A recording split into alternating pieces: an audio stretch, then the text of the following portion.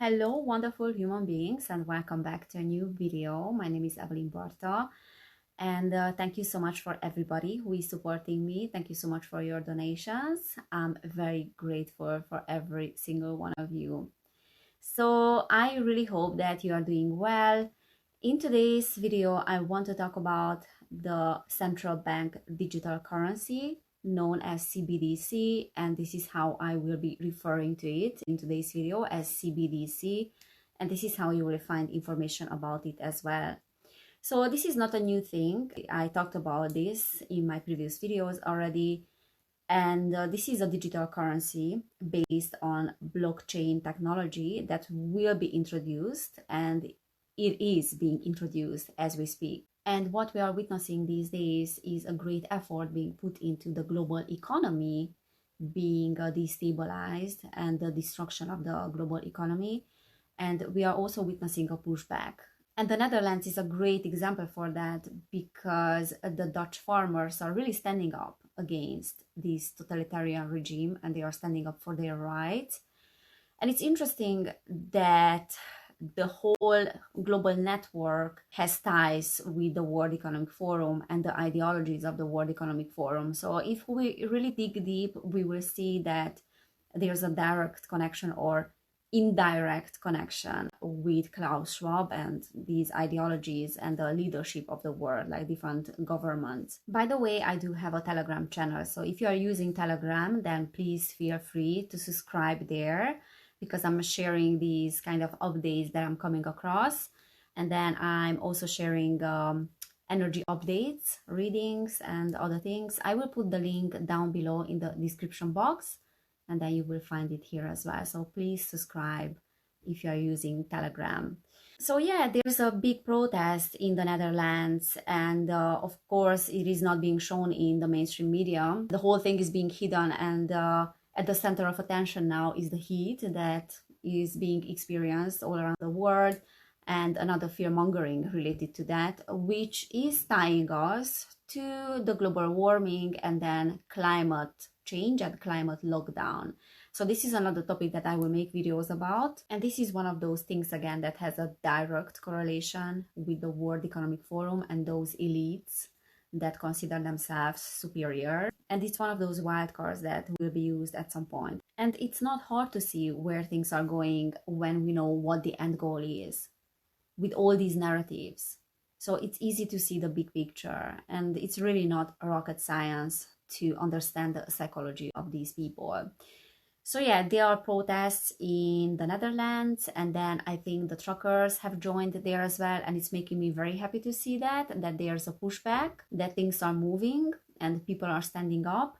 And I think there are some protests in Spain as well with the farmers, and then in France I saw that people are standing up and they are quite upset about the economical situation there and the rising prices and the living costs and yeah, everything. So we will see more of that this year as we move forward, and then I believe that as fall comes, we will see things related to the COVID narrative again, or a new virus situation and the vaccines, obviously.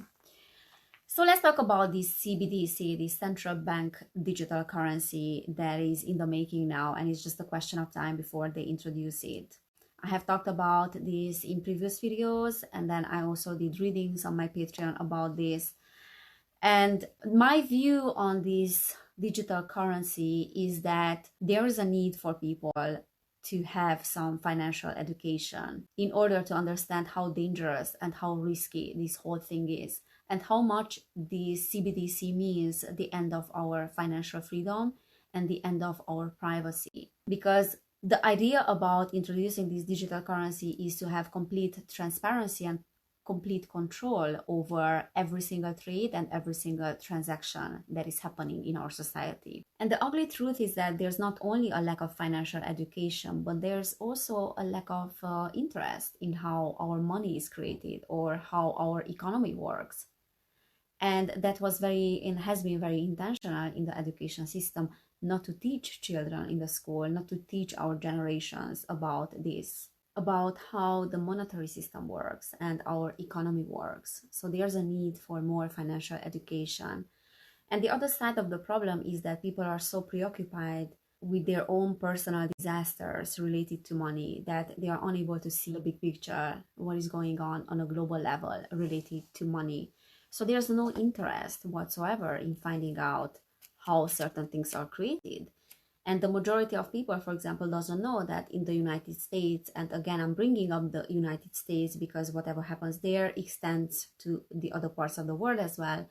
But many people aren't aware of the fact that the Federal Reserve is not a governmental institution. It is a private entity, is a private institution. So there are only a handful of people that are influencing the world economy and are pulling the strings, and those people are owning the Federal Reserve.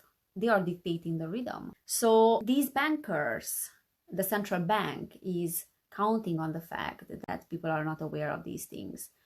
And that is why their very sensitive spot is people, and people finding out who is really pulling the strings, who is really behind the curtain. They are terrified of people finding out who they are. They are terrified of the public reactions, and that is why they are diverting the whole responsibility on the government. They are blaming the government. So the governments are serving as a great shield that is receiving all the punches from the public, from people that are upset. So the governments are doing the dirty work and they are receiving all the punches when the Federal Reserve can just hide in the background. And they are also saying that the governments are asking them to print money when that is not the case, because they are the ones that are printing money. So we still have fiat currency that is being used for transactions, and we still have cash. And this is what they want to eliminate, because the only thing that still limits central banks from total monetary control is the fact that physical currency holdings and digital bank transfers as well can be still accounted for. So as long as physical money exists, physical currency exists, it cannot be hidden. And eventually the truth will be revealed because of the inflation. So inflation will reveal the truth about it. And that is what they don't like, that things can be still hidden. They want complete transparency. They want complete control over the currency. And they need to do something about that. And what they will be doing about it, and they are doing it already, is to eliminate physical currency and to replace it with digital one. So in order to create total control, these bankers are needing a completely new system where every single penny is being controlled from creation to circulation. They want money to appear and disappear in real time. They also want to track that money, who has that money, and what they are doing with that money. So they want to micromanage every single transaction. And this is how a new financial totalitarian empire is being born. So what we need to know about CBDC, and I'm not a financial expert, I'm just saying what I know, and I did my research about this.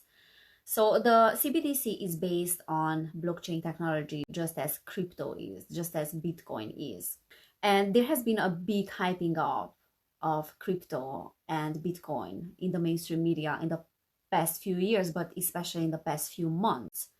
And what we have seen with these main banks as well, like Goldman Sachs and JP Morgan, was that they were pumping billions of dollars into cryptocurrency and the crypto infrastructure as well, while at the same time they were demonizing crypto and they were bashing crypto in the news. And I remember last year I had a conversation with my brother because he's doing some crypto transactions, so he knows much more about it than me. And he was telling me some statistics about the biggest cryptocurrency holder countries. And the biggest one was China. They were holding the biggest amount of cryptocurrency, while cryptocurrency and Bitcoin is being banned in China. So we are seeing this hypocrite approach to cryptocurrency. And also we are seeing that the central banks are dismissing crypto as being something super dangerous and unreliable. But at the same time, what they are doing is that they are developing their own cryptocurrency. And there was a statistics where at least 81 central banks all around the world admitted that they are working on releasing their own cryptocurrency. And they have been working on that for years. Even before COVID, they have been planning to release their own cryptocurrencies. So this has been in the making for a long time. The replacement of the fiat currency and the cashless society has been in the making before the coronavirus pandemic. But what they are doing now is that they are revealing their plan when it's already too late for anyone to do anything about it. This is the approach of criminals. This is a criminal approach. Revealing your plans only when it is too late for anyone to change it. So the only way for them to replace the already existing currency with a digital one is if the economy falls apart and if the already existing currency is losing its purchasing power completely, because otherwise people would not accept the replacement of it. So what they are doing now is that they are destroying the economy, they are destabilizing the economy, so people will have no other choice. So again, the savior approach kicks in, the savior element that is saying that the old world no longer works, the old financial system no longer works because it was dysfunctional. So here we are introducing a new digital currency, and that will save you. The big brother will save you from your personal disasters. And people are so distracted with their personal problems that they are unaware with these things being sneaked into our lives, and they are unaware with these elites consolidating control over the masses using another crisis situation. Young generation, like Prime Minister Trudeau, half of this cabinet, are actually young nobodies of the world economy. We penetrate the cabinets. The change is not just happening. The change can be shaped by us. We have to prepare for a more angry world. How to prepare? Take the necessary action to create a fairer world. I see the need for a great reset. So people assume we are just going back to the good old world which we had, and everything will be normal again. This is, let's say, fiction. It will not happen. There is only one way this pandemic is going to go. It's going to get worse and worse and worse. The next crisis is already waiting for us around the corner, and it is the climate crisis. And using that crisis situation for the building of new levels of their empire. So what they are counting on now is hyperinflation, and then also a stagflationary crash, a stagflationary crisis.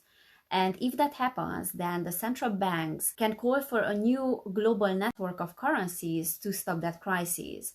So they will remove the remaining physical currency, the remaining physical money, and they will replace it with a global digital system and with this digital currency. And that would mean for us not having any privacy any longer. And when you are talking with the average human being and you tell them that there will be a digital currency that will replace the already existing one, the physical one, they would be like, the majority of people are like, and so what?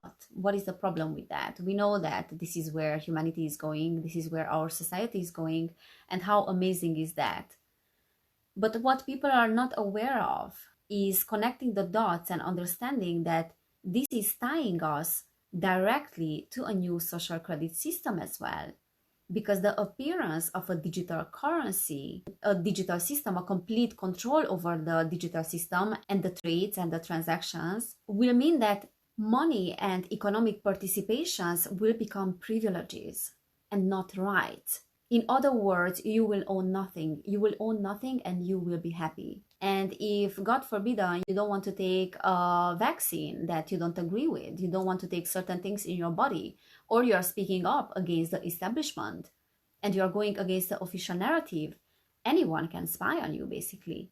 Anyone can stop your financial transactions and the flow of your money with a single press of a single button. So the public is unaware of the dangers of the CBDC, and they are unaware with the fact that this is leading us to a complete authoritarianism, where you are basically buying the product, but you are not owning the product.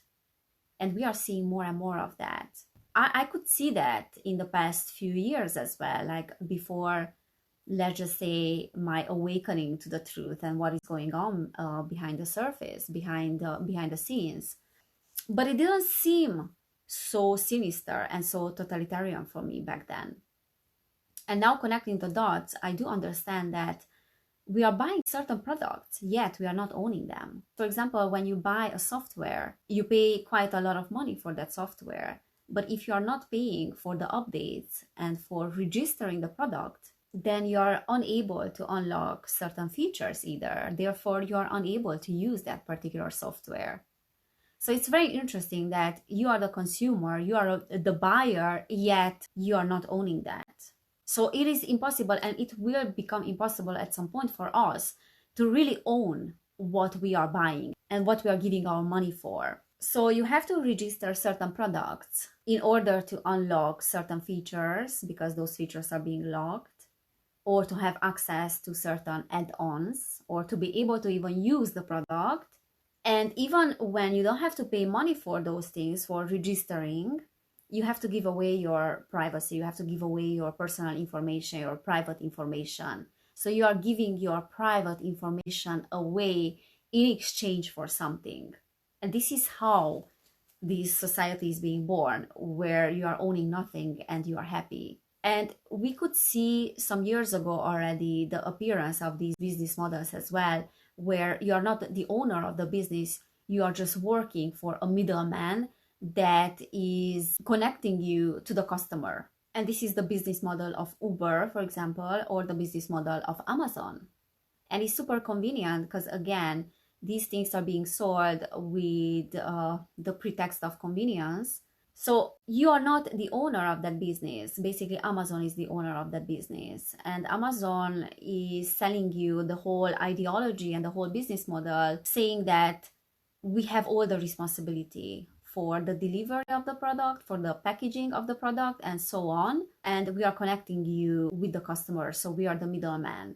And these business models are widely accepted. But the problem with them is that 1%, so these big corporations, are owning everything and you own nothing. So your business is 100% dependent on these third parties. And I'm not trying to say that it's wrong if you're using Amazon as a business model. I'm just trying to say that this is the ideology of the Great Reset. And we are still widely accepting it. I mean, this is the ideology of YouTube as well, right? As a platform. And they are building their Great Reset ideology on these business models. We like it or not, but this is the truth. And the whole thing will go to a degree of exaggeration at some point that we will put an end to it. So for now, humanity is participating in these business models because these big corporations are making a lot of money. And it's not a coincidence that the CEOs of these big corporations are part of the world elite, are part of that super class, even though many people are not seeing through that. They think that these CEOs, they made money out of nothing because they were so smart. And what I'm trying to say with that is that, yes, the whole thing will go in such an exaggerated direction, because at some point this business model will be used when it comes to your home as well. There will be smart houses and smart cities. And even though you will be owning your house, you will not have access to certain features and certain add-ons in your home unless you are using a third party. So basically that third party will be owning your home. And a group of people will be having enough of that. And they will see through the whole strategy, and they will not want to participate in this. Many people will say that we don't want to participate in this ideology and this problem, reaction, solution, where certain things are being sold to us in the package of convenience just because someone has created a problem. So if there's no problem and no chaotic system that has been created, then we don't need convenience either in that system. We don't need the solution. So who are you to create a system where I will need a solution, where you can offer me your solution? Who are you? That will be the question, and that should be the question that we have to ask ourselves now as well. Who are these people that are creating a particular reality chaos in that reality, and then they are coming up with a revolutionary solution. I don't need your solution, okay? I don't need your solution because I don't need your reality. So we have to see beyond that reality, and this is where independent thinking comes in picture. We need people that are able to think independently, that are able to see beyond how systems are being created, and to be able to create new systems where we don't have chaos. So we don't need these kind of solutions. And the ideologies of this great reset are being introduced incrementally in our everyday lives without even noticing it. So we need to pay attention to these things. We need to pay attention to these business models and how dependent we are on the system. And it's not right or wrong. It is just a way of seeing forward, visualizing what is to come, because this will get more and more exaggerated, as I said. For example, by 2026, it is mandated in certain countries that all vehicle manufacturers have to include a so-called kill switch in every single car. So that means that if you don't want to participate in certain things, or you refuse to get vaccinated or whatever, and you don't have a certain credit score, social credit score, then you might not be able to use your own car. Then you might not be able to run your own car, even though you are owning it, because they can turn on that kill switch anytime. There is a website called mylife.com where you are being encouraged to spy on your neighbor, to give a reputation score to your co-workers, to your relatives, to your neighbors. And you are being encouraged to give information about them as well. So they want to acclimatize us to this new social credit system slowly. We need to pay attention to that. And yes, we are still participating in the society. I'm on YouTube as well. I use PayPal as well. I hate to use that, but I still do that. Yes, we still do that. But I also know that at some point, I want to be independent in that sense. Because I know where this is all leading. I know that this is making me very vulnerable. And many of us know the same thing. So at some point, yeah, there will come a time when we want to put an end to this. And I don't know how that will work out. That is still something that is interesting, and I'm curious how this will unfold. But I do believe that we will have intentional communities and more intentional living, and more intentional in that sense that we will align more and more with our cosmic consciousness, developing our cosmic consciousness. This is what the Age of Aquarius is about. And as I said it in my previous video, we haven't seen yet humanity rising, like the pure potential of humanity showing up, or at least a little bit of insight of the potential of humanity. We haven't seen that yet. So slowly, we are getting into that direction. But we have to understand that everything that is being orchestrated now and is being played out right now has been in the making for not decades, but hundreds of years. And the system will fall apart quicker than the plan has been planned. So their empire will fall apart much quicker than they have been planning it. But it will not happen overnight. However, I have a lot of hope for humanity, and I have a lot of optimism in that sense. And I know that many of you don't have that, but we have to have that vision of a better future, and to see that actually we are participating still. And there's absolutely nothing wrong with that, because you need to be an insider in order to see which things are not working. You cannot be an outsider. You have to participate in the system in order to be able to see why the system is dysfunctional. So I am happy that I was asleep for many years, for decades, because I needed that contrast. And now I totally understand, and I have a better view of the full picture because of that contrast. All right, guys, so thank you so much for being here. Thank you so much for listening. This was today's video, and I will be doing other videos as well about the climate change, climate lockdowns. And thank you again for everybody who is helping me and who is supporting me. If you want to support my channel, you can join my Patreon, where I'm posting readings and other stuff as well. And by you supporting my Patreon, you are helping me to post more often and to create more content, basically. And thank you so much, everybody who is already doing that. Also join my Telegram, where I will be sharing updates as well. So thank you again for being here. Thank you for listening. Take care, everybody, and I cannot wait to see you next time.